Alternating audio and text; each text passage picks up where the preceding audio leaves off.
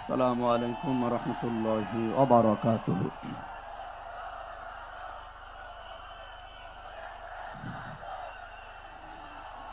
إن الحمد لله والصلاة والسلام على رسول الله.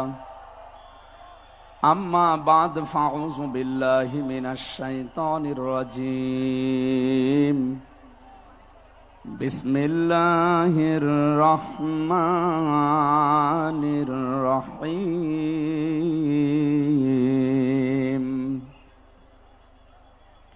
يا أيها الذين آمنوا ادخلوا في السلم كافة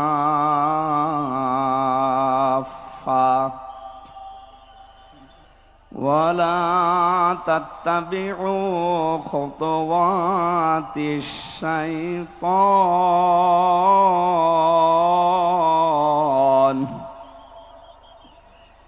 إنه لكم عدو مبين.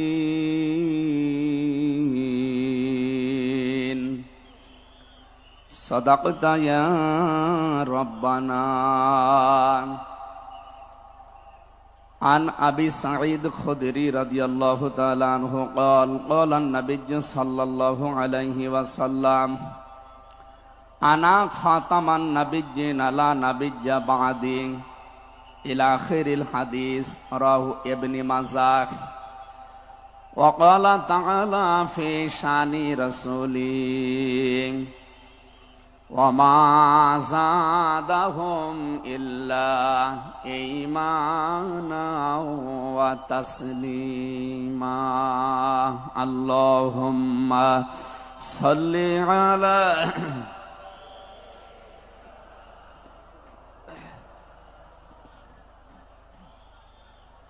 وعلى آل سيدنا مولانا محمد.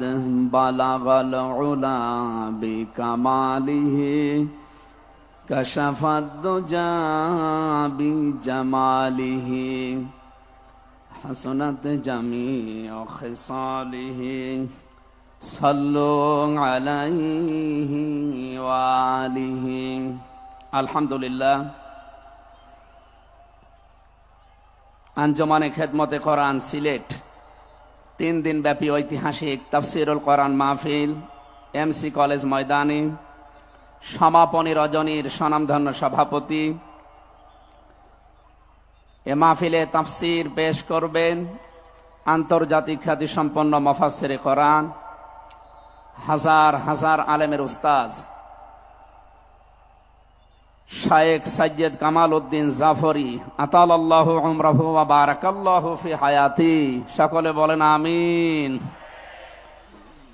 এখানে তাফসির পেশ করবেন মুফাসসিরে কোরআন আল্লামা ইসহাক আল মাদানী।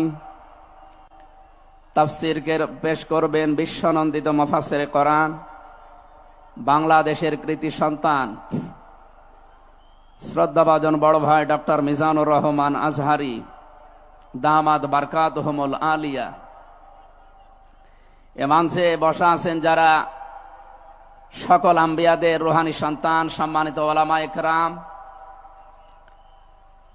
সামনে বসা মুসলমান ভাইরা, পর্দার আড়ালের সম্মানিতা মা এবং বোনেরা, প্রশাসনের ভাইরা, গোয়েন্দা বিভাগের দায়িত্বে যারা আছেন, বিশেষ করে এ মাহফিলের বরেণ্য সদস্য যারা, স্বেচ্ছাসেবকবৃন্দ,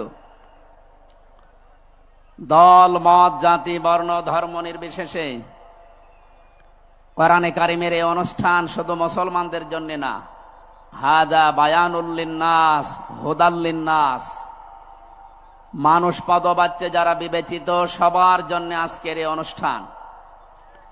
যদিও মুসলমানেরা এটা সাজিয়েছে, সিলেট সহ আশপাশের 8-10টা জেলা থেকে আমরা জানি এখানে মানুষ এসেছে কোরআন শোনার জন্য।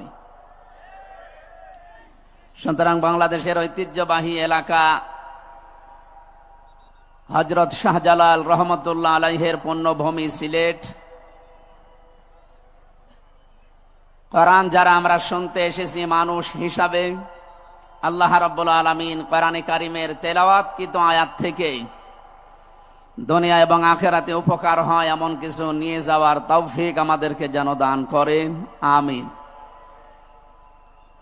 যারা এখানে এসেছি মানুষ, কোরআনে কারিমের মূল প্রতিপাদ্য বিষয় হচ্ছে মানুষ। আমরা সে মানুষ নিয়েই কথা বলবো ইনশাআল্লাহ। যদিও 15.5 বছরে আমাদেরকে জীবিত মানুষদের কোরআন শোনানো থেকে বিরত রেখেছিল ফ্যাসিস্টরা। আমি শ্রদ্ধার সাথে স্মরণ করছি ঐতিহাসিক এই ময়দানে বিশ্বনন্দিত মুফাসসিরে কোরআন শহীদ আল্লামা দেলাওয়ার হোসাইন সাইদি রহমতুল্লাহ আলাইহি, আমি তার সাথে জেলখানায় দীর্ঘদিন 3টা বছর পাশাপাশি ছিলাম। তার অনেক স্নেহ, ভালোবাসা, আদর, মহব্বত আমি পেয়েছি। বিশেষ করে পাশাপাশি জেলে থাকার কারণে অনেক কিছু তার থেকে আমি নিতে পেরেছি। আল্লাহ যেন ওগুলো আমার প্র্যাকটিক্যাল লাইফে সেট করার তৌফিক দান করেন। যেহেতু তাকে হত্যা করা হয়েছে, এজন্য নির্দ্বিধায় বলতে পারে তিনি শহীদ। যদিও অনেকে দেশে স্বীকৃতি দিতে চান না যে উনি না শহীদ হয়নি। আপনাকে কি আবার শহীদ হয়ে আবার মৃত্যুবরণ করে দেখানো লাগবে যে আমি শহীদ হলাম? শহীদ এই শব্দটা কত দামি আপনি জানেন? কোরআনে কারিমে রব্বুল আলামিন বলেন, ওয়ালা তাকুলু লিমাই ইয়াকতালু ফি সাবিলিল্লাহি আমওয়াত বাল আহইয়াউ ওয়ালাকিন লা তাশউরুন। সূরা বাকারা 2 নম্বর পারা 2 নম্বর পৃষ্ঠার 12 নম্বর লাইনে আছে এটা। আল্লাহ বলেন, মুখ দিয়ে বলবা না যারা আমি আল্লাহর জন্য শহীদ হয়েছে তাদের মরে গেছে, মৃত্যুবরণ করেছে, তারা মৃত, এ কথা বলবা না।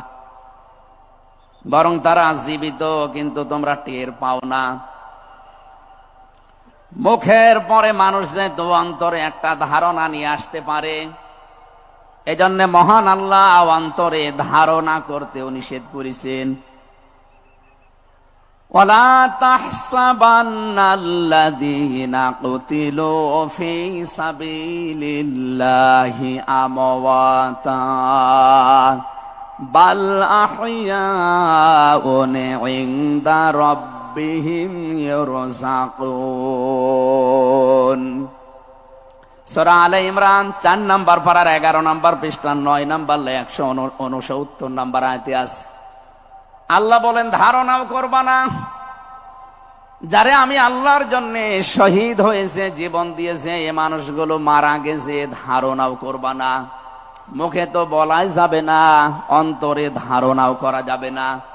বাল আহইয়াউন, বরং তারা জীবিত, ইনদা রাব্বিহিম ইরযাকুন, এবং তারা তাদের রবের কাছে রিজিক পাচ্ছে। বলেন সুবহানাল্লাহ। সুতরাং এই দেশে যারা শহীদ হয়েছে, অনেকে এখনো তাদেরকে স্বীকৃতি দিতে চান না। বিশেষ করে 2006 সালের 28 অক্টোবর থেকে শুরু করে 2024-এর 5 আগস্ট পর্যন্ত এ দেশের জন্য, মানবতার জন্য, ইনসাফের জন্য, ন্যায় বিচারের জন্য, মানবতার জন্য, বৈষম্য দূর করার জন্য যারা জীবন দিয়েছে, নির্দ্বিধায় আমরা বলতে পারি এ মানুষগুলো শহীদ। শহীদ আবু সাইদ, শহীদ মুগ্ধ, শহীদ রায়হান, শহীদ ফয়সাল, 2732 জন মানুষ আগস্টের 5 তারিখের আগ পর্যন্ত সবগুলো শহীদ।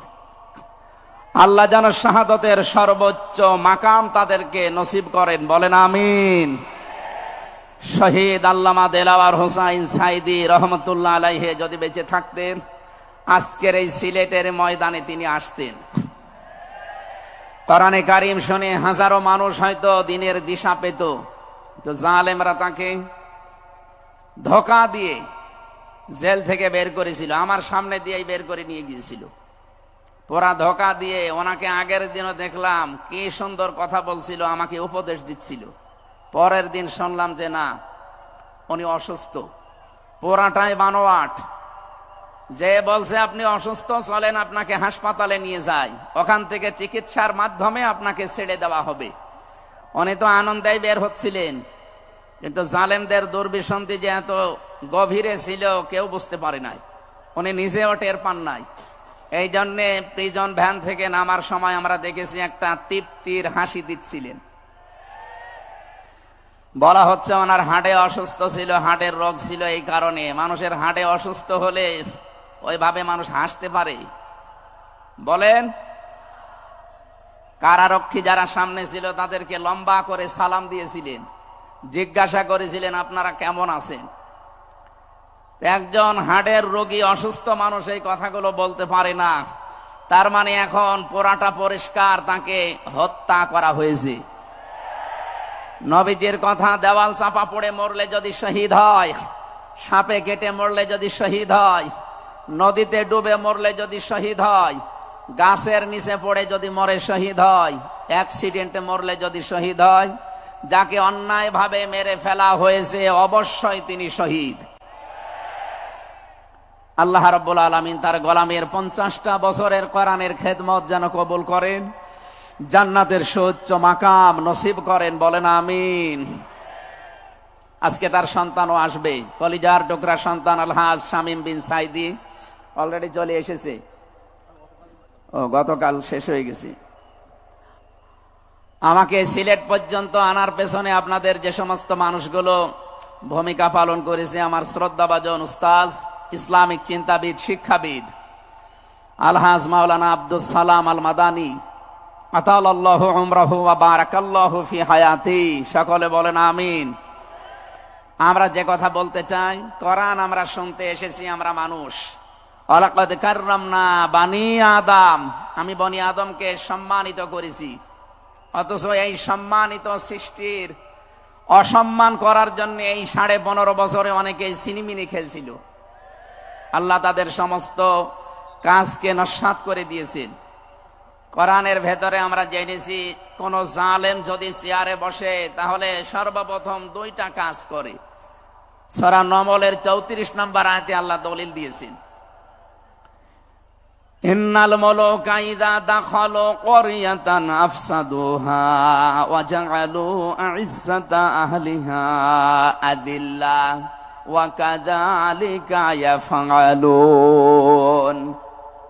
আল্লাহ পাক বলেন, জালেম যদি ক্ষমতায় বসে তার প্রথম কাজ হয় সে বিশৃঙ্খলা তৈরি করে জমিনে।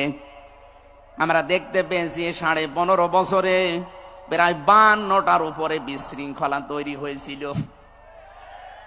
2 নম্বরে ওয়াজাআলু আইজ্জাতা আহলিহা আযিল্লাহ, ওই দেশের যারা সম্মানিত নাগরিক, সম্মানিত মানুষ যারা, তাদেরকে সে অপমান করে, অপদস্থ করে। এই দেশের সবচাইতে সম্মানিত মানুষ যারা আমরা দেখতে পেয়েছি তারা আলেম, অথচ এই বাতিলের টার্গেটই ছিল আলেমরা। এই যারা সম্মানিত মানুষদের যারা সম্মান করে, অপদস্থ করে, তাদেরকে হেয় প্রতিপন্ন করে, এটা জালেমদের 2 নম্বর কাজ। তার মানে কোরআনের এই আয়াত অনুযায়ী প্রতীয়মান হয় যারা ছিল এরা জালেম। জবান খুলে বলেন এরা কি? স্পষ্ট ভাষায় বলছি, যারা জালেম এরা আল্লাহর মামলার আসামি। কথাটা খুব হালকা মনে হচ্ছে। সূরা শূরা 25 নম্বর পারা 6 নম্বর পৃষ্ঠা 13 নম্বর লাইনের 42 নম্বর আয়াতে আছে, ইন্নামাস সাবিলু আলাল্লাযীনা ইয়াযলিমুনান নাস। আল্লাহ পাক বলেন, অবশ্যই আমি নিজে মামলা দায়ের করব তাদের বিরুদ্ধে যারা মানুষ হয়ে মানুষের উপরে জুলুম করে। আল্লাহ ইয়াজলিমুনাল মুসলিমুনা দেননি, ইয়াজলিমুনান নাস দিয়েছেন। ইয়াজলিমুন শব্দটা মোজারে, আরবি গ্রামার অনুযায়ী এটা বর্তমান, ভবিষ্যৎ, প্রেজেন্ট, ফিউচার, 2টা কাল নিয়ে শব্দ গঠন করা। তার মানে এখন যারা এ পৃথিবীতে মানুষ হয়ে মানুষের উপরে জুলুম করছে, ভবিষ্যতেও যারা করবে, তাদের কিছু পরিণতির কথা আমরা কোরআনে জেনেছি। রব্বুল আলামিন জানিয়েছেন সূরা নমলের 52 নম্বর আয়াতে, ফাতিলকা বুয়ুতুহুম খাবিয়াতাম বিমা যালামু। হে নবী, একটু তাকান জালেমদের এই বাড়ির দিকে। এই সেই ঘরগুলো, জুলুম করার কারণে ঘর আমি আজ পরিত্যক্ত বানিয়ে দিয়েছি, জনশূন্য করে দিয়েছি, উজাড় গৃহ বানিয়ে দিয়েছি। সিলেটবাসী, আয়াতটা যে কত বাস্তব, যদিও এটা লূত নবী আলাইহিস সালামের উম্মতদেরকে ইশারা দিয়ে আল্লাহ নাজিল করেছিলেন, কিন্তু আমার আয়াতটা পড়ার পর, ব্যাখ্যা বিশ্লেষণ দেখার পরে মনে হচ্ছে 2024 সালের 5 আগস্টের বিকাল বেলা আল্লাহ আবার নাজিল করেছেন। আল্লাহ যেন তার কুদরতি আঙ্গুল দিয়ে দেখাচ্ছেন এই সেই ঘরগুলো খাবিয়াতান, আমি জনশূন্য করে দিয়েছি, পরিত্যক্ত বানিয়ে দিয়েছি, বিমা যালামু, জালেমদের জুলুমের কারণে। এর বাস্তব প্রমাণ আমি কুষ্টিয়ায় হানিফ সাহেবের বাড়িটা দেখতে পেয়েছি। বিকাল 5টা বাজতে বাজতে মানুষ বাড়ি না ইট পর্যন্ত রাখে নাই, পায়খানার প্যান পর্যন্ত খুলে নিয়ে চলে গেছে। এতটুকু আল্লাহ শেষ করেননি, এর পরের শব্দ আমাদের জন্য। আল্লাহ তাআলা জানিয়েছেন বিমা যালামু, জালেমদের জুলুমের কারণে ওই জায়গা পর্যন্ত আল্লাহ অভিশপ্ত বানিয়ে দেয়। বাংলাদেশের 630টা থানা কম বেশি প্রায় জায়গায় আমার যাওয়া হয়ে গেছে। আমি দেখতে পেয়েছি জালেমদের কোন চিহ্ন অন্তত এদেশে আর নেই। ফাকতিয়া দাবিরুল কওমিল্লাযিনা যালামু, আল্লাহ বলেন জালেমদের শিকড় কাটা হয়ে গেছে। কতিয়া এটা মজহুল, এর ফাইল বা কর্তা জানা নেই। আল্লাহ বলেন জালেমদের শিকড় কাটা হয়ে গেছে, কে কেটেছে জানা নেই। সারা দেশে জালেমদের বাড়ি ঘরগুলোর দিকে এখন একটু তাকান।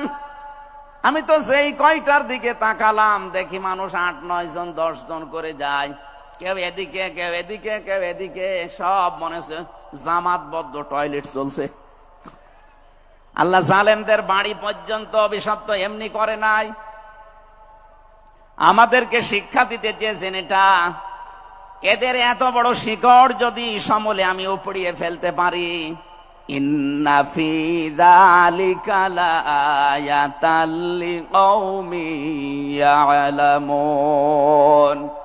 এখানে লামে তাকিদ আছে, এখানে কত আলেম বসে আছে, শব্দ শুরুই করেছেন আল্লাহ ইন্না দিয়ে, মাঝখানে লামে তাকিদ দিয়েছেন। আল্লাহ পাক বলেন অবশ্যই এর ভেতরে শিক্ষা আছে, কাদের জন্য? যারা জ্ঞানী সম্প্রদায়। সুতরাং এটা যেহেতু রেকর্ড হয়, সারা বাংলাদেশে কালকে ছড়াবে। সবাইকে উদ্দেশ্য করে বলছি, জালেমদের এত বড় শিকড় যদি আল্লাহ কেটে ফেলতে পারে, আগামীতে যারা চেয়ারে বসবেন ক্ষমতায়, তারা খুব চিন্তা ভাবনা নিয়ে রাষ্ট্র চালাবেন, আপনার দ্বারা যেন জনগণের উপরে জুলুম হয়ে না যায়। যদি আপনার দ্বারা জুলুম হয়, আগামী 5 বছর পরে আপনার বাড়িও দেখবেন শ্মশান হয়ে গেছে। আমি আশা করি আমার বক্তব্য আপনারা বুঝেছেন, এবং রেকর্ড হওয়ার পরে যারা শুনবে তারাও বুঝবে। আমি এটা বলতাম না, আমি দেখতে পাচ্ছি কিছু মানুষ ইদানিং উলট পালট কথা বলছে, এ কারণে আমি ইঙ্গিত দিলাম। এখনই যদি আপনি এরকম কিছু বলেন, কিছুদিন পরে বলতে পারেন না। গতকালকে এক নেতা এইটা জানিয়েছে যে 15 বছর তো কোরআনের অনুষ্ঠানে অনুমতি লাগতো, আমরা যদি আসতে পারি অনুমতি দেব না। তা আপনি এ কথা বলবেন আমরা জানি, তা কিছুদিন পরে বলতে পারলেন না, আগেই বলে দিলে মানুষ তো সব চিনে ফেলবে। এই জন্যে আমার মনে হয় আপনি ভুল করে ফেলেছেন। আপনি আস্তাগফিরুল্লাহ বা তওবা করে নেবেন, থুক্কু এরকম কিছু দিয়ে অন্তত ফিরে আসবেন যে না, এটা এখন আমি বলবো না, কিছুদিন পরে বলবো। মানুষকে আল্লাহ সম্মান দিয়েছেন, সেই মানুষের উপরে যারা জুলুম করে তারা আল্লাহর কেসের আসামি। পুলিশের কাজে বাধা দেন, পুলিশ বাদী মামলা হবে। আর যারা মানুষ হয়ে মানুষের উপরে জুলুম করে তারা আল্লাহ বাদী মামলার আসামি। আল্লাহ কিন্তু ইয়াজলিমুন আল মুসলিমুনা দেননি যে মুসলমানদের উপরে যারা জুলুম করে, ইয়াজলিমুন আন নাস দিয়েছেন বলেন তো হিন্দু কি মানুষ না? আরো আসতে বলেন। এই যে বাইরের দেশের যে সমস্ত আন্তর্জাতিক রিপোর্ট গুলো আছে, ভয়েস অফ আমেরিকা এবং মাইক্রোসফট, সব খ্রিস্টানরা ইহুদিরা এরা চালায়। এরা রিপোর্ট দিচ্ছে সারা বিশ্বের 257টা দেশের ভেতরে সবচাইতে নিরাপদে সাম্প্রদায়িক সম্প্রীতি নিয়ে বাস করছে বাংলাদেশের মানুষ। অথচ এই 54 বছর মিথ্যাচার করে বিশ্বের মোড়লদের কাছে আমাদেরকে অনেকেই কালার করার চেষ্টা করেছে। তারা এতদিন মানুষকে শুনিয়েছে বাংলাদেশে সংখ্যালঘু নির্যাতন হয়, এটা তাহা মিথ্যা কথা। যারা এটা ছড়িয়েছেন সারা বিশ্ব তাদেরকে এখন ধিক্কার দিচ্ছে, ঘৃণা জানাচ্ছে। তারা বলছে এই বাংলাদেশ নিয়ে যারা মিথ্যাচার করছে ওদের জন্মটাই মিথ্যার উপরে। আপনি মাইক্রোসফট দেখেন, তারা রিপোর্ট দিয়েছে সারা বিশ্বের সবচাইতে বেশি মিথ্যা তথ্য ছড়ানো হয় ভারতে। আমি নাম নিতে চাইছিলাম না, বেরিয়ে গেছে। ওদের নাম আমার নিতে মনে বলে না। আমি ঘৃণা করি ওদের উগ্রপন্থী কিছু মানুষকে। হিন্দু ভাইরা আমাদের শত্রু না, কিছু উগ্র আছে যারা জঙ্গি, ওরা এই নামটা মুসলমানদেরকে দিয়েছে। অথচ সবচাইতে বড় জঙ্গি এই উগ্র হিন্দুরা। এদের কারণে আজ হিন্দু সমাজেরও বদনাম হয়ে যাচ্ছে। পরিষ্কার কথা শোনেন বাংলার মানুষেরা, একটা মুসলমানকে যদি আঘাত করেন একটা গুনাহ হবে, কোন অমুসলিমের গায়ে হিন্দুর গায়ে যদি আঘাত করেন ডবল গুনাহ হবে। একটা জুলুমের গুনাহ আর একটা আমানতের খেয়ানত করার গুনাহ। তারা আমাদের কাছে আমানত না, কথা বলেন না কেন? অথচ 15.5 বছরে আমরা আমানতের অনেক খেয়ানত করে ফেলেছি। আগামীতে এই খেয়ানত হবে না ইনশাআল্লাহ।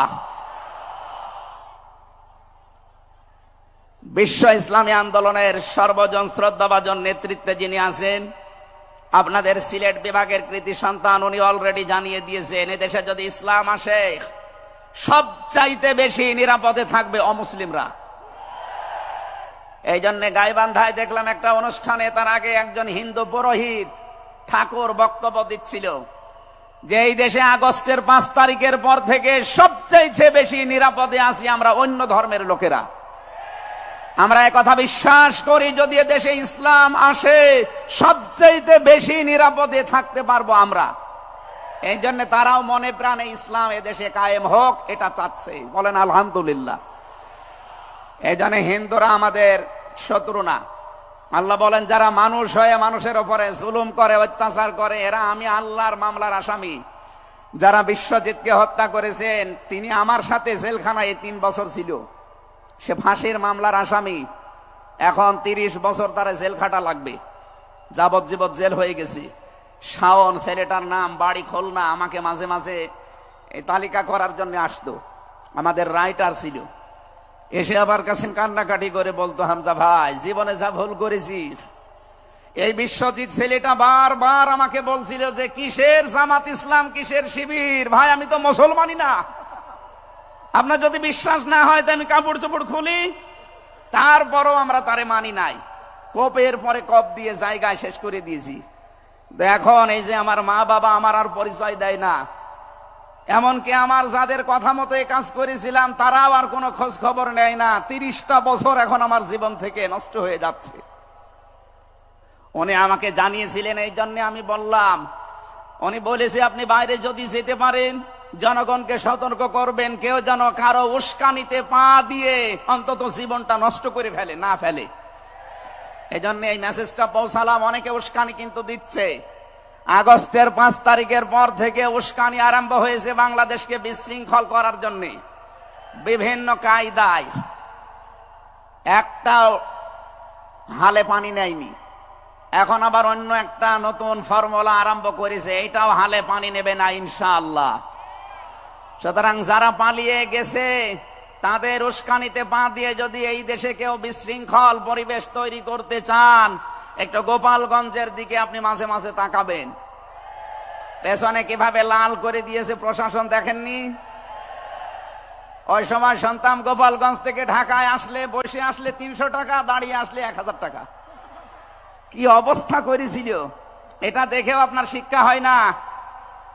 এই জন্য আমি সতর্ক করছি, আগামী থেকে আমরা যেন কারো উস্কানিতে পা দিয়ে বিশৃঙ্খল পরিবেশ তৈরি করে দেশটা অন্তত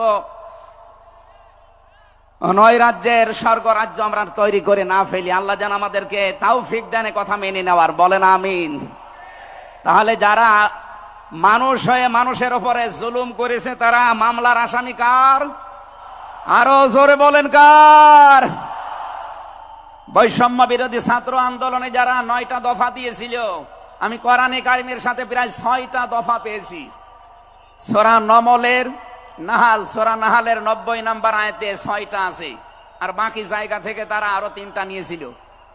তারা প্রথম যেটা নিয়েছে ওই ওয়ান জাস্টিস, আমরা ন্যায় বিচার কায়েম করতে চাই, এটা আল্লাহ 1500 বছর আগে জানিয়েছেন। সুবহানাল্লাহ বলতে পারেন নাই? আমরাও তো চাই এদেশে ন্যায় বিচার কায়েম হোক, কথা বলেন ঠিক কিনা? আর কোরআনে কারিম ছাড়া ন্যায় বিচার কায়েম করা সম্ভব না। আমান আমিলা বিহি ওজেরা আমান হাকামা বিহি আদালা, যদি কেউ আমল করে কোরআনের তাকে আল্লাহ পুরস্কার দেবে। কেউ যদি এই কোরআনে কারিম কায়েম করতে পারে তাহলে সে ন্যায় বিচার কায়েম করতে পারবে। সুতরাং এদেশে যারা শহীদ হয়ে গেলেন জীবন দিয়ে, তাদের যে উদ্দেশ্য, এই উদ্দেশ্য যেন সামনে সফল হয়, আমরা সবাই সেই চেষ্টায় থাকবো ইনশাআল্লাহ। সতর্ক করছি এ কারণে, 1628 জন মানুষ দায়িত্বে ছিলেন বাংলাদেশে, ডাইরেক্ট ইনডাইরেক্ট মিলে। এরা আমরা যতদূর দেখতে পেয়েছি, আমার জেল জীবনের 3টা বছর ফাঁসির কন্ডেম সেলের ভেতরে আমি দেখেছি বাস্তবতা। এই 1628 জন কম বেশি এরা জুলুমের সাথে জড়িত। কেউ সরাসরি জালেম, কেউ জালেমের দোসর। কথা বলুন, জালেমরা টার্গেট কার? আরো জোরে। এজন্য আপনারা আল্লাহর মামলার আসামি। বাদী যত বড় হয় মামলা তত কঠিন হয়।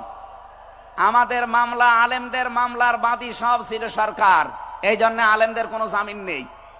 আমার মামলা 30 বারের উপরে উঠেছে, সিএমএম কোর্ট, জজ কোর্ট, হাইকোর্ট মিলে। জামিন হবে না, কারণ আমার নামের আগে আলেম আছে।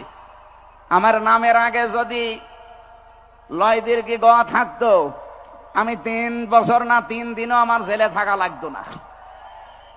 আমাকে ধরার পরে তারা অফার দিয়েছিল, যা যা বলতে বলি এইগুলো শুধু বলবেন, কালকে আপনাকে আমরা ছেড়ে দেব না। এত মিথ্যা কথা বলা আমার দ্বারা সম্ভব না। বলে তাহলে যান। এই যে দিয়ে দিল, ন্যায় বিচার কায়েম হচ্ছে দেশে, এই কথা তারা মানুষকে শোনাতো। পুরাটাই চলেছে 15.5 বছরে, পুরা অবিচার আর অন্যায়।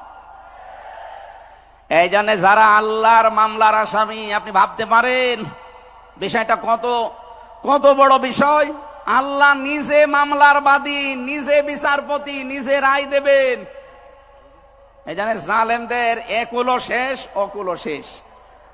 মানুষ হিসাবে আমরা মানুষকে সামনে সম্মান দিয়ে চলবো ইনশাআল্লাহ। দরুদ আর সালাম পড়ছি আমাদের নবী, মানবতার মহান শিক্ষক মুহাম্মদুর রাসূলুল্লাহ সাল্লাল্লাহু আলাইহি ওয়াসাল্লামের প্রতি। বিশ্ব নবীকে আল্লাহ পড়া কোরআন শরীফে, এই যে কোরআনের যে আয়াত পড়লাম আমরা, সূরা বাকারার 208 নম্বর আয়াত আমরা তেলাওয়াত করেছি। এ কোরআনে কারিম পড়তে হলে প্রতিটি অক্ষর, 29টা অক্ষর আমরা আছে জানি আরবি, প্রতিটি অক্ষর দিয়ে নবীজিকে আল্লাহ ডাক দিয়েছেন একটা সুন্দর এবং উত্তম নাম নিয়ে। বিশ্ব নবীকে আল্লাহ আলিফ দিয়ে জানিয়েছেন আহমদ, তিনি প্রশংসিত। বা দিয়ে আল্লাহ জানিয়েছেন আমার নবী বাশির, তিনি সুসংবাদদাতা। তা দিয়ে আল্লাহ জানিয়েছেন আমার নবী মুত্তাকি, তিনি পরহেজগার। সা দিয়ে আল্লাহ পাক জানিয়েছেন আমার নবী মুদ্দাসসির, তিনি কম্বলওয়ালা। জিম দিয়ে আল্লাহ জানিয়েছেন আমার নবী জামিল, সুন্দর। হা দিয়ে আল্লাহ জানিয়েছেন আমার নবী হামিম, অন্তরঙ্গ বন্ধু। খ দিয়ে আল্লাহ জানিয়েছেন আমার নবী খাতামান নাবিয়্যিন, শেষ নবী। এভাবে বলতে বলতে সর্বশেষ অক্ষরে যে দেখবেন ইয়া, আল্লাহ জানিয়েছেন ইয়াসিন। বলেন আল্লাহু আকবার। তাফসিরে কাবীর আল্লামা ফখরুদ্দীন রাজি রহমতুল্লাহ আলাইহি এই সিন শব্দের তিনি 5টা ব্যাখ্যা দিয়েছেন। তিনি লিখেছেন সিন মানে সাজ্জিদুল আলামিন, সিন মানে সাইয়্যিদুল বাশার, সিন মানে সাইয়্যিদুল কাওনাইন, সিন মানে সাইয়্যিদুল আম্বিয়া, সিন মানে সাইয়্যিদুল মুরসালিন। এক একটা শব্দের ভেতরে হাজার হাজার কথা তিনি দিয়েছেন। আমি একটা বলছি, সিন মানে সাইয়্যিদুল আলামিন। শুধু আলম না, আলামিন বহু বচন। এই পৃথিবীতে 257টা রাষ্ট্র আছে। যত জগৎ আল্লাহ বানিয়েছেন, আপনি যে জগতে বাস করেন না কেন, মুহাম্মদ রাসূলুল্লাহকে আপনাকে নেতা মানা লাগবে, আদর্শ মানা লাগবে। কারণ আল্লাহর ঘোষণা দেওয়া নেতা একজন। আল্লাহ পৃথিবীর অন্য কাউকে হে নেতা এ শব্দ বলেননি। শুধু আমাদের নবী, আপনার নবী মুহাম্মদ রাসূলুল্লাহকে জানিয়েছেন ইয়াসিন, হে নেতা। আয়াতের তাফসিরে আমি আরেকটা আয়াত পেয়েছি, সূরা হুদ 12 নম্বর পারা 12 নম্বর পৃষ্ঠার 1 নম্বর লাইনের 98 নম্বর আয়াত। এটা তাফসিরে ফি জিলালিল কোরআনে পাবেন। আমি সামারাইজ করে বলছি, যদিও ফেরাউন সম্পর্কে এটা নাজিল হয়েছে। সাইয়্যিদ কুতুব রাহমাতুল্লাহ আলাইহি তাফসীর করতে গিয়ে তিনি লিখেছেন, যেই নেতা জাহান্নামে যাবে কিয়ামতে, ওই দলের নেতার যত অনুসারী আছে, যত মানুষ তাকে অনুসরণ করত, সব অনুসারীরা তার সাথে জাহান্নামে যাবে। এটা বাংলাদেশের সাথে খুব দরকার, এই জন্য আমি সতর্ক করলাম। আপনার বিবেকের কাছে প্রশ্ন করে এটা নেতা নির্বাচন করবেন, এটা দুনিয়ার বিষয় হলে আমি বলতাম না, এটা আখিরাতের সাথে রিলেটেড। যার নেতা ঠিক নেই, ওই নেতা যদি জাহান্নামে যায়, ইয়াকদুমু কওমাহু ইয়াওমাল কিয়ামাতি ফাআওরাদাহুমুন নার ওয়া বিসাল বিরদুল মাওরুদ। জোরে বলেন আল্লাহু আকবার। সিলেটবাসী, সারা বাংলাদেশ এখন আমার সামনে, এই যে দেখতে পাচ্ছেন না, সারা বাংলাদেশে ছড়াইয়া যাচ্ছে। যাদের নেতা ঠিক নেই, আদর্শ ঠিক নেই, এক্ষুনি আপনি তওবা করে ঠিক করবেন। সত্যি বলছি, যাদের নেতা ঠিক নেই, ওই নেতা যদি জাহান্নামে যায়, আল্লাহর কসম আপনাকে ওর সাথে জাহান্নামে যাওয়া লাগবে। নেতৃত্ব দেওয়ার জন্য গুণ বললাম কয়টা? বলেন বলেন। আপনি সূরা বাকারার 247 নম্বর আয়াতটা দেখবেন। ক্বালা ইন্নাল্লাহা আসতাফাহু আলাইকুম ওয়া যাদাহু বাসতাতান ফিল ইলমি ওয়াল জিসম ইলা আখির আয়া। আল্লাহ নিজে জানিয়েছেন, এই পৃথিবীতে কেউ যদি নেতৃত্ব দিতে চায়, তার প্রথম নাম্বারে জ্ঞান লাগবে। জোরে বলেন, কি লাগবে? আপনি যাকে মেনে চলেন, যার নাম নেতৃত্ব মানেন, বলেন তো সে জ্ঞানী আপনার দৃষ্টিতে মনে হয়? যে লোকটা এ কথা বলতে পারে ঈদুল ফিতরের জানাজার নামাজ আগামীকাল অনুষ্ঠিত হবে, ওর জ্ঞান কেমন আপনি টের পাচ্ছেন না? এই কথা বলে না কেন? এই জন্য নেতৃত্ব সামনে কেউ দিতে চাইলে তাকে জ্ঞানী হওয়া লাগবে, আসমানের জ্ঞানী হওয়া লাগবে। যাবতীয় জ্ঞান, জাগতিক জ্ঞান তো লাগবেই, মাস্ট বি। এইটার জ্ঞান লাগবে। কোনটার বলেন? 2 নম্বরই আমি বেশি নেতা হওয়ার জন্য লাগবে। কেউ যদি সীমা লঙ্ঘন করে, কথাবার্তার কাছে কামে, সে নেতৃত্ব দেওয়ার যোগ্যতা হারিয়ে ফেলে। এটা সূরা শুআরার 152 নম্বর আয়াতে পাবেন। বাংলাদেশে আমরা এই কয়েকদিন ধরে দেখতে পাচ্ছি, ডক্টর মিজানুর রহমান আজহারি উনি একটা ইঙ্গিত দিয়েছেন, আর কেউ কেউ তার কথাটা ধরে মাথার কল্লা পর্যন্ত 10 লাখ টাকা ঘোষণা দিয়ে দিয়েছে। আপনার এত টাকা যে একজন মানুষের মাথার দাম আপনি 10 লাখ ঘোষণা দিয়ে দিলেন, তাও আপনি একজন পীর। এটাকে পীর না শয়তান? দুদককে বলবো, যারা 10 লাখ টাকা মানুষের মাথা ঘোষণা দিতে পারে, তার টাকা আছে কত আপনারা খোঁজ নিন। এক কথা বলেন না কেন?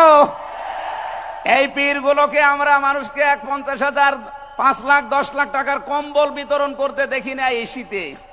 তারা মানুষের মাথা চায় 10 লাখের বিনিময়ে। কি হয়েছে? সে একটা অসংলগ্ন কথা বলেছে, এই কারণে। আপনি 2 ঘন্টা কথা বলেন তো, আমি আপনার 50টা ভুল ধরবো।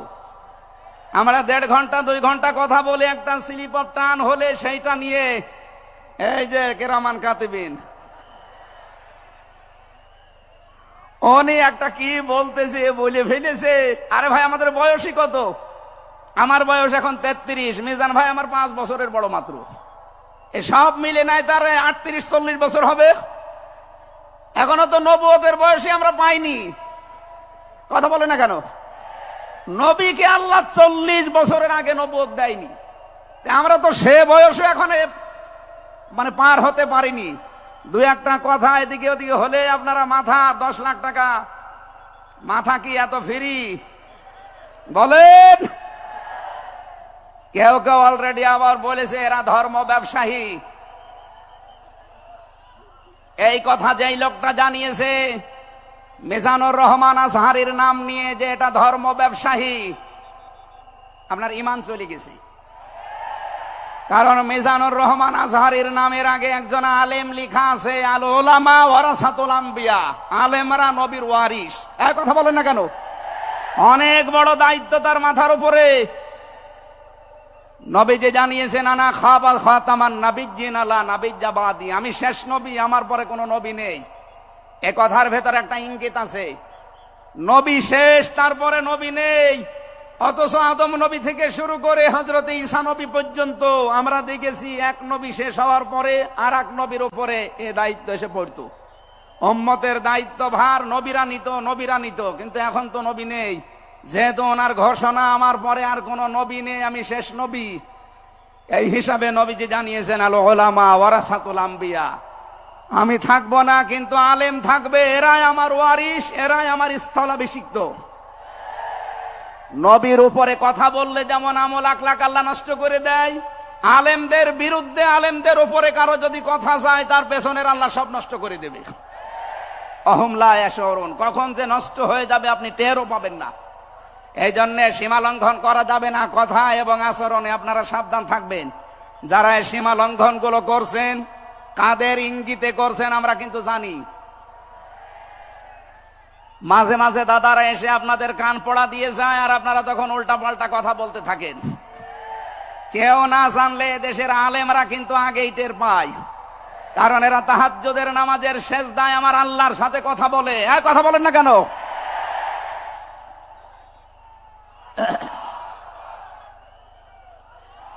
ঠিক আছে, এই জন্য যারাই যা কথা বলবে না কেন কারো কান পড়ায় কান দিয়ে সীমা লঙ্ঘন করবেন না। আমি আশা করি কি বোঝাতে চাই আপনি বুঝেছেন।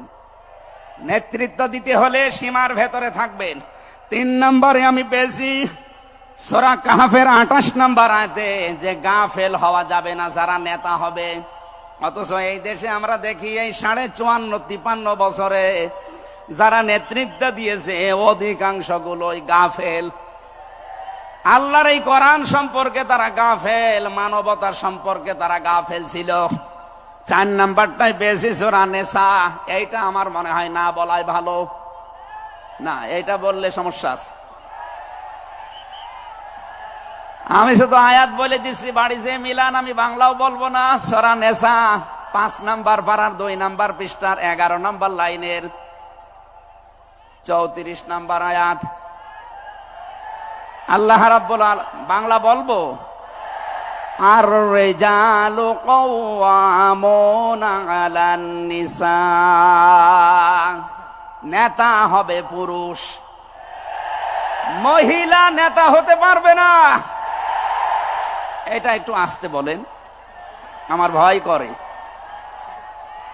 এই জন্য আমরা সামনে যারা নেতা হবে তারা যেন পুরুষ হয়। কথা বলেন ঠিক কিনা?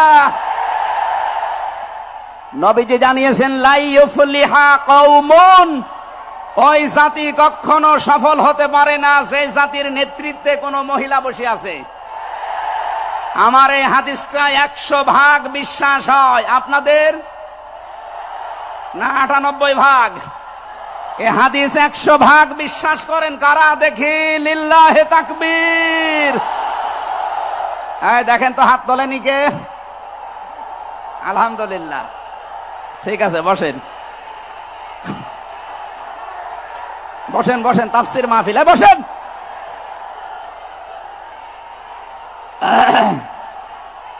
এটা যদি আমরা মেনে নিতে না পারি, এই 54 বছরে আমরা যেখানে ছিলাম আরো পেছিয়ে যাওয়া লাগবে। এই জন্য আমরা সামনে এগিয়ে যেতে চাই। কোরআনের সূরা নিসার 34 নম্বর আয়াত, সামনে যদি নেতা হয় পুরুষ মানুষ হবে ইনশাআল্লাহ। আরো জোরে বলেন ঠিক কিনা? 5 নাম্বার পেয়েছি সূরা বাকারা 124 নম্বর আয়াত, কোন জালেম নেতা হতে পারবে না। আমাদের জাতির পিতা হযরত ইব্রাহিম আলাইহিস সালামকে দিয়ে আল্লাহ উদাহরণ দিয়েছেন। আপনি সূরা বাকারার 124 নম্বর আয়াতটা পড়ে নেবেন। সুতরাং যারা জালেম হবেন সামনে তাদের নেতৃত্বে আসার দরকার নেই, আপনি ভিক্ষা করে খান। কথা বলেন না কেন? আমরা অনেককেই দেখতে পাচ্ছি এই যে দ্বিতীয় স্বাধীনতার পর থেকে অনেকেই জুলুম আরম্ভ করেছেন। আপনারা থামবেন। আমরা সবাই মাজলুম এই দেশে, শুধু ওই 14 দল বাদ দিয়ে। সুতরাং আমরা এই মাজলুম গুলো যেন আবার জালেম হয়ে না যায়, তাহলে নেতৃত্ব দেওয়ার যোগ্যতা আমরা হারিয়ে ফেলবো। আল্লাহ যেন আমাদেরকে বাঁচান, বলেন আমিন। সূরা বাকারা আয়াত নাম্বার 208। আমরা একটা মাত্র আয়াত থেকে আজকে তাফসীর করার জন্য বসছি, আমার নির্ধারিত সময় পর্যন্ত যাব।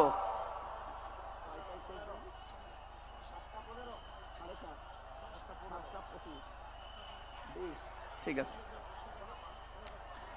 জবান খুলে দিয়ে আগে পড়ে না। আউযু বিল্লাহি মিনাশ শাইতানির রাজিম, বিসমিল্লাহির রহমানির রহিম। ইয়া আইয়ুহাল্লাযীনা আমানু দুখুলু ফিস সিলমি কাফা। এ পর্যন্ত থাক। যেহেতু ডক্টর মিজানুর রহমান আজহারি আর 20-25 মিনিট পরে চলে আসবে, এই জন্য আমরা এ পর্যন্ত থাক। 3 ভাগের 1 ভাগ আমরা পড়লাম। সূরা বাকারা আল্লাহ তাআলা ডাক দিয়েছেন ইমানদারকে। কাকে বলেন তো? আমরা ইমানদার না বেঈমান? ঈমান আনার আগে একটা কাজ করা লাগে। আল্লাহর ঘোষণা, ফামাই ইয়াকফুর বিত-তাগুত ওয়া ইউমিন বিল্লাহ। কেউ যদি ঈমান আনতে চায় তার প্রথম কাজ হবে সে যেন তাগুত ছেড়ে দেয়। এদিকে কি মানুষের চাপে, মানুষের চাপে এগুলো হচ্ছে নাকি? আপনারা একটু ধৈর্য ধরেন। আসলে এনাদের তো আর জায়গা নেই, আর কোথায় পাবে জায়গা?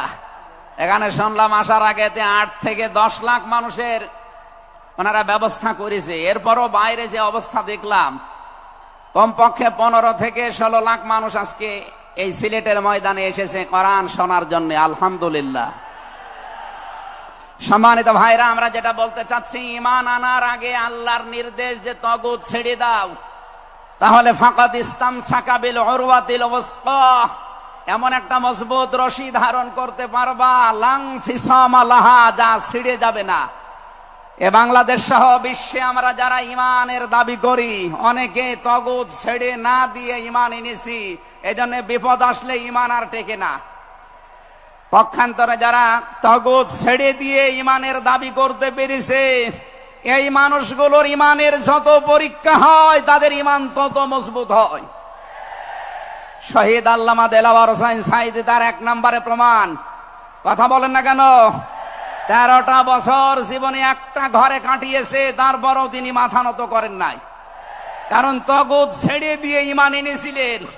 তাগুত ছেড়ে না দিয়ে যদি ঈমান আনতেন তিনি টিকে থাকতে পারতেন না। আমি বহু মানুষ জেলে দেখেছি, বহু আলেমকে দেখেছি, তারা টিকে থাকতে পারে না, আল্লাহকে পর্যন্ত দোষারোপ করে।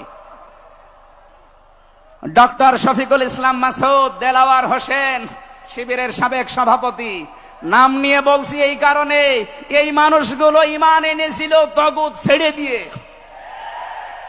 দেলাওয়ার ভাইকে তার গরম করে লজ্জাস্থানে ঢুকিয়েছে, পুরুষাঙ্গ নষ্ট করে দিয়েছে। 57 দিন লোকটা রিমান্ডে ছিল, তারপরও টলাতে পারে না জালেমরা। কিন্তু যারা ঈমান এনেছে তাগুতের সাথে মিল মহাব্বত রেখে, আপনি তাকান, আগস্টের 5 তারিখের পরে তারা অনেকেই বেঈমান হয়ে গেছে। জাতীয় মসজিদের সাবেক ইমাম, কথা বলে না কেন? 5 তারিখের পরে পালিয়েছে, পৃথিবীর ইতিহাস পাল্টিয়ে দিয়েছে। জাতীয় মসজিদের ইমাম পালিয়ে যায়, এটা একটা লজ্জা না? এমপিরা নাই পালিয়ে গেল, তা আপনি কেন পালাবেন? কিছুদিন পরে জোর করে এসেছিল ইমামতি আবার করব, জনগণ জুতা দিয়ে পিটিয়েছে। পরের দিন স্ট্যাটাস দিয়েছে, জনগণ জুতা দিয়ে পিটিয়েছে, তাই কি আমার গায়ে লাগেনি। মানুষ কত নিচে নামতে পারে। তার বাবা তো একজন ভালো মানুষ ছিল, একজন আলেম ছিল, তো কি এসেছে আল্লাহ জানে। একটা জালেমাকে সে নাম দিয়েছে কওমি জননী। এই নামটা যেই দিন দেয় সেদিন জেলখানায় ওনার নামে বদদোয়া হয়েছে। মাওলানা মামুনুল হক সহ যত আলেম ছিল আমরা এক জায়গায়, ওনারা বলছিল যে করলো কি হেফাজত ইসলামের 13 সালে এতগুলো মানুষ হত্যাকারী যার হাতে রক্ত লেগে আছে, আর সেই লোকটাকে নাম দিয়ে দিল কওমি জননী। আমাদের মাথা কাটা গেল। এরকম হাজারো আলেম, হাজারো পীর, হাজারো মুসলমানের দেশে ঈমান রাখতে পারে নাই, কারণ তগুতের সাথে সম্পর্ক রেখে ঈমানের দাবি করত। আল্লাহ বলেন ঈমান আনতে হলে আগে তগুত ছেড়ে দাও, এরপরে ঈমানের দাবি করো। উদখুলু ফিস সিলমি কাফা, ঈমানদার যারা তারা প্রবেশ করো পুরোপুরি ভাবে ইসলামে।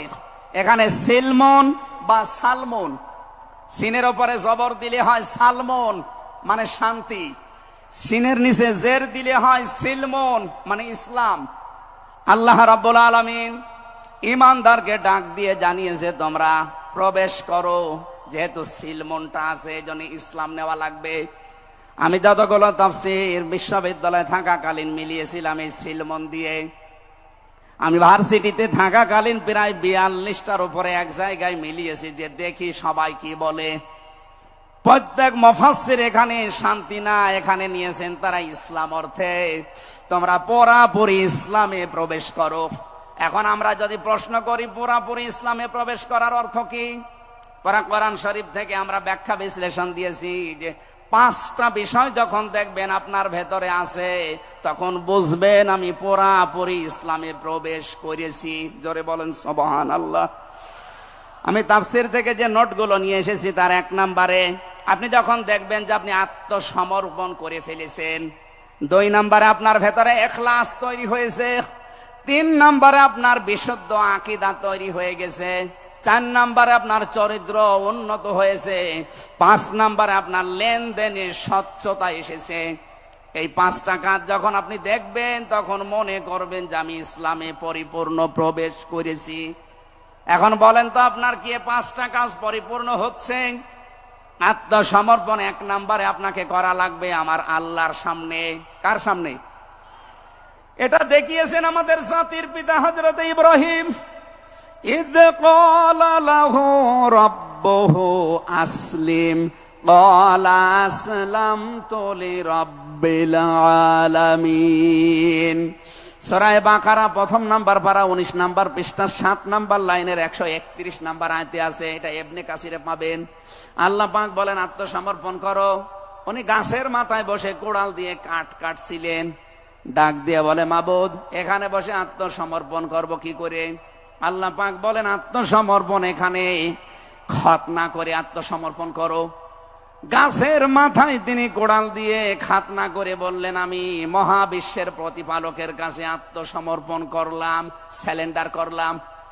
এতটুকু তিনি শেষ করেননি, তিনি ডাক দিয়েছিলেন ইন্তেকালের আগে তার সন্তানদেরকে, ওয়াসাসা বিহা ইব্রাহিম বানিহি ওয়া ইয়াকুব ইয়া বানিয়া ইন্নাল্লাহা আস্তাফা লাকুমুদ্দিন ফালা তামুতুন্না ইল্লা ওয়া আনতুম মুসলিমুন। হযরত ইব্রাহিম আলাইহিস সালাম এবং ইয়াকুব এই 2 জন নবী ইন্তেকালের আগে তার সন্তানকে ডাক দেন, হে আমার কলিজার টুকরার সন্তানেরা, ইন্নাল্লাহা আস্তাফা, অবশ্যই আল্লাহ তোমাদের জন্য মনোনীত করেছেন লাকুমুদ্দিন, একটা দিনকে, ফালা তামুতুন্না ইল্লা ওয়া আনতুম মুসলিমুন, মৃত্যুবরণ করবা না যতক্ষণ মুসলমান হতে না পারো। এবার আসেন তো ইব্রাহিম আমাদের জাতির পিতা, হযরত ইয়াকুব আলাইহিস সালাম তাদের সন্তানদেরকে ইন্তেকালের আগে নসিহত করলেন যে তোমাদের জন্য আল্লাহ একটা দিন মনোনীত করেছেন। কি মনোনীত করেছেন? দিন কি? এ রাতের পরে যেটা আসবে ওই দিন। বলেন বলেন। কবরে গুরুত্বপূর্ণ যে প্রশ্নগুলো তার ভেতরে এটা একটা, মা দীনুকা, দিন কি? এটা যদি আপনি ক্লিয়ার হতে না পারেন, কবরে যে প্রশ্নের জবাব দিতে পারবেন না। এজন্য এই বিষয়টা নিয়ে বিস্তারিত আমাদের জানা শোনা দরকার। দিন বলতে আল্লাহ নিজে আবার ব্যাখ্যা দিয়েছেন, দিন কি জানো? ইব্রাহিম নবী যেটা, ইয়াকুব নবী যেটা তার সন্তানদেরকে বারবার ওসিয়ত করছিল ইন্তেকালের আগে, আল্লাহ তোমাদের জন্য একটা দিনকে মনোনীত করেছেন। সেই দিন হচ্ছে ইসলাম। জোরে বলেন সুবহানাল্লাহ। ইন্নাদ-দীনা ইনদাল্লাহিল ইসলাম। অবশ্যই আমি আল্লাহর কাছে মনোনীত একটাই দিন আছে, তার নাম, আরো জোরে বলেন। এখন পৃথিবীতে প্রায় 4,500-এর উপরে ধর্ম আছে, দিন আছে। 4,500 ধর্মের কোন দিনের উপরে, ধর্মের উপরে আমার আল্লাহ রাজি নেই, খুশি নেই, তিনি পছন্দ করেন না। একটাই মাত্র দিনকে তিনি মনোনীত করেছেন, পছন্দ করেন, তার নাম ইসলাম। ওয়ামান ইয়াবতাগি গায়রাল ইসলামি দীনান ফালা ইউকবালা মিনহু ওয়া হুয়া ফিল আখিরাতি মিনাল খাসিরিন। সূরা আলে ইমরান 3 নম্বর পারা 20 নম্বর পৃষ্ঠা 4 নম্বর লাইনের 85 নম্বর আয়াতে আছে, এ পৃথিবীতে কেউ যদি ইসলাম বাদ দিয়ে অন্য কোন নিয়ম নীতি, অন্য কোন দিন অনুসরণ করে, ফালা ইউকবালা মিন, জীবনে আর কোনো কিছু আল্লাহর দরবারে কবুল হচ্ছে না, হবে না। ইউকবালা এটা মোজারে, বর্তমান, ভবিষ্যৎ, প্রেজেন্ট, ফিউচার। এর আগে লান এসেছে। মোজারের আগে লান আসলে আরবিতে বাংলা অর্থ দাঁড়ায় জীবনেও হবে না, কোশ্চিন কালো সম্ভব না। আল্লাহ যদি গ্যারান্টি দিয়ে বলে ইসলাম বাদে অন্য কোন নিয়ম নীতি দিয়ে অন্য কোন ধর্ম পালন করলে আমি আল্লাহ রাজি হব না, কেউ রাজি করাতে পারবে? এতটুকু আল্লাহ শেষ করেননি, পরেরটা আরো কঠিন। অহুয়া ফিল আখিরাতি মিনাল খাসিরিন। আল্লাহ পাক বলেন ওই লোকটা সবচাইতে বড় ক্ষতিগ্রস্ত হবে আখিরাতে। বলেন নাউজুবিল্লাহ। সিলেটবাসী আমাদের জীবন এদিকে ওদিকে করে হয়তো কেটে যাবে, কিন্তু মরণের পর আমরা যদি ক্ষতিগ্রস্ত হয়ে যাই, এই আসল জীবনে যদি আমাদের নষ্ট হয়ে যায়, তাহলে আমরা এই ভুল পথে থেকে আমাদের জীবনটা নষ্ট করব কোন কারণে? যত নিয়ম নীতি আছে আজকে থেকে সব মাইনাস করবেন, সব বাদ দিয়ে দেবেন। ইসলাম বাদ দিয়ে কোন নিয়ম নীতি দিয়ে আল্লাহকে রাজি করানো যাবে? তাহলে ইসলাম বাদ দিয়ে বিয়ে শাদী হবে? বলেন বলেন। ইসলাম বাদ দিয়ে পরিবার নীতি হবে? ইসলাম বাদ দিয়ে রাজনীতি হবে? এটা হতে পারে। হ্যাঁ, কিছু মানুষ এখন কথাই আরম্ভ করেছে যে উঠলে আপনি রাজনীতির কথা বলেন। আরে ভাই, রাজনীতি যদি কোরআনে না থাকতো আমি ওই আয়াতটাই পড়তাম না। এর ভেতরে নামাজের কথা মাত্র 82 জায়গায় আছে। কয় জায়গায়? বলেন বলেন। রোজা রাখা ফরজ মাত্র 1 জায়গায় আছে। হজ করা ফরজ মাত্র 1 জায়গায় আছে। আর রাজনীতি কোরআন দিয়ে করা লাগবে এটা 903 জায়গায় আছে। সুবহানাল্লাহ বলতে পারেন না? পুরা কোরআন শরীফ আমি যতটুকু পড়েছি আমার এতটুকু আয়ত্ত হয়েছে। নামাজের চাইতে, হজের চাইতে, যাকাতের চাইতে সব চাইতে বেশি আলোচনা দিয়েছেন আল্লাহ রাজনৈতিক বিষয়ে। সেইটা যদি আমি বলতে না পারে আমি কি রামায়ণ থেকে, গীতা থেকে আপনাদের আলোচনা শোনাবো? এজন্য সাফ কথা, দিন ইসলাম। ইসলাম বাদ দিয়ে অন্য কোন নিয়ম নীতি মানা যাবে না। আমি সেদিন যশোরে এক কলেজের অধ্যাপককে, বিসিএস ক্যাডার উনি, ওনাকে বলেছিলাম আপনাকে জোর করি না স্যার, আপনি শুধু আমার ধর্মীয় গ্রন্থ এই কোরআনে কারিম একটু বুঝে বুঝে পড়েন। 3 মাস সময় দিলাম আপনাকে। 3 মাস পরে, যেহেতু জ্ঞানী মানুষ, 3 মাসের পরে দেখি মুসলমান হয়ে গেছে। এজন্য অন্য ধর্মের যারা আছেন, রেকর্ড হচ্ছে, আপনাদেরকে আমরা জোর করব না। আমাদের ধর্মে জোর নেই। লা ইকরাহা ফিদ্দিন। আমাদের ধর্মে জোর আছে? জবরদস্তি নেই, জোর নেই। এই জন্যই তো 850 বছর এই এলাকা মুসলমানরা শাসন করেছে, একটাও মন্দির ভাঙে নাই। অথচ আমরা আমাদের প্রতিবেশী রাষ্ট্রে দেখতে পাচ্ছি এরা অনেকগুলো মসজিদ অলরেডি ভেঙে দিয়েছে, ধোয়া ধোয়া তুলে। ওরা বলছে 500 বছর আগে এখানে নাকি মন্দির ছিল। বিশ্বের মানুষেরা দেখি মাটির নিচে তেল পায়, গ্যাস পায়, আরে শয়তানরা শুধু মাটির নিচে মন্দির পায়। আপনাদের পূর্বপুরুষেরা আল্লাহর ঘর ভাঙতে এসে কাসফিম মাকুল হয়ে গেছে। আমরা দেখতে পাচ্ছি আগামীতে আল্লাহর ঘর মসজিদ গুলো ভেঙে দেওয়ার কারণে আল্লাহ নিজে কিন্তু প্রতিশোধ নেবে। কাসফিম মাকুল আপনাদেরও বানিয়ে দেবে ইনশাআল্লাহ। এজন্য প্রতিবেশী হিসাবে সতর্ক করলাম, যদি ভালো লাগে মেনে নিন, ভালো না লাগলে নিজের পায়ে নিজে কোড়াল লাগান। আমার কথার অর্থ বোঝেননি? সুতরাং পৃথিবীতে দিন ইসলাম বাদ দিয়ে কোন ধর্ম সব মানুষের বানানো তৈরি করা। অন্য ধর্মের মানুষদেরকে আমরা চ্যালেঞ্জ করছি, আহ্বান জানাচ্ছি, আমাদের এইটা পড়েন, লা ইকরাহা ফিদ্দিন লা রাইবা ফি যালিকাল কিতাবু লা রাইবা ফি। কোনো সন্দেহ নেই, সন্দেহের অবকাশ পর্যন্ত নেই। এখানে আসেন, যদি মনটা আপনার ভালো থাকে, টনি বেলারের শালিকা লরেন বুথকে যেভাবে হেদায়েত দিয়েছে আপনাকেও দিতে পারবে ইনশাআল্লাহ। সেই আহ্বান রেখে এখনো যেহেতু 4টা অর্থ ছিল, আপনি যে ইসলামে প্রবেশ করেছেন তার দ্বিতীয় অর্থ আপনি দেখবেন যে আপনার ভেতরে ইখলাস আছে কিনা। আপনি কি লোক দেখানো কাজ করেন না আল্লাহর জন্য করেন, এইটা দেখবেন। 3 নম্বরে আপনার আকীদা শুদ্ধ আছে কিনা। আজ এই দেশের একটা মাসলুম সংগঠনের উপরে একটা তহমত দেওয়া হয় যে এদের আকীদা ঠিক নেই। আপনার আকীদা কত ভালো, আমি নিচে নামলাম না। 4 নম্বরে উন্নত চরিত্রের অধিকারী হওয়া লাগবে, আর এটা নিতে হবে মুহাম্মদুর রাসূলুল্লাহর কাছ থেকে। 5 নম্বরে আমাদের লেনদেন স্বচ্ছ হওয়া লাগবে। আপনারা তাফসীর শুনতে এসেছেন, আমরা বিস্তারিত আর বলতে পারলাম না আজকে, কারণ আমার সময় শেষ হয়ে গেছে।